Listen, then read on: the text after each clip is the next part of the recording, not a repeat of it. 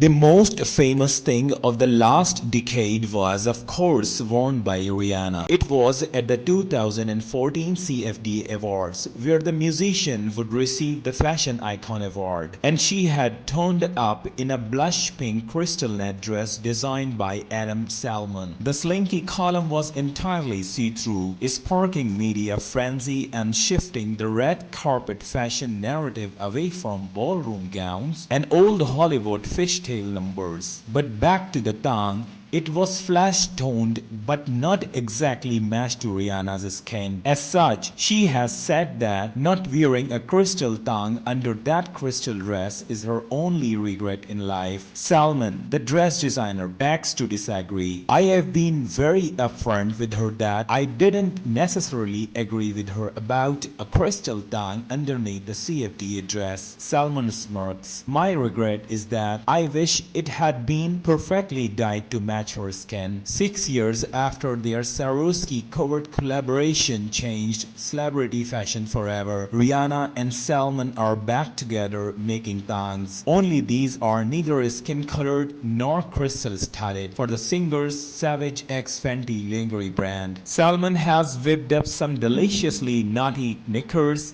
bras, and accessories that will be vying to be this decade's most popular undergarments, especially when worn by Rihanna in the collaborations campaign. In a palette of red and black, the collection features hurt pasties, full zip around underwear, and cupless bras. Exactly the sorts of things that could make any person feel as sexy as Rihanna. It was actually really fun just to kind of dive in and not feel any restriction about it being too sexy or not sexy enough, Salmon says. I think it really ended up the perfect balance of sweet, savory, and super sexy. Rihanna, who has worked with Salmon for years, first approached the designer to collaborate with Savage X in 2018. When she started Savage, she wanted something different than what was in the market, and she wanted it to be unapologetic. He said, I think that the history we have working together, I sort of take a very similar approach with my designing, and I know how she likes to look at things. Fredericks of Hollywood and vintage lingerie have long featured on Salmon's mood boards, first at his eponymous collection and now at his activewear line. The latter, in fact, helped inspire some of the fits and functions of the Savage X pieces. Having an activewear collection, I definitely think about how women move and how bodies move and the real function of clothes now, he says. And I think that lingerie is strictly for the wearer. It's not for the wearer's partner, whoever that might be. I really think that it's for the person wearing it, and it's supposed to empower them in whatever scenario they are in. That's a mentality I try to bring to my activewear too. I really think it's supposed to empower and embolden. It would be hard not to feel bold in cutout bralettes.